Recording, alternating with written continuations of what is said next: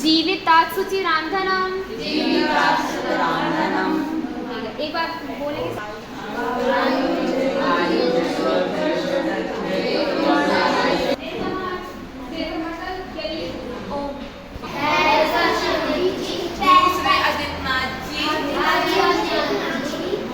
हाथी का चिन्ह, तीसरे संभवनार्थी घोड़े का चिन्ह, चौथे अभिनंदनार्थी बंदर का चिन्ह, सातवें सुपार्श्वनार्थी साधिया का चिन्ह। बोलो, सातवें सुपार्श्वनार्थी साधिया का चिन्ह।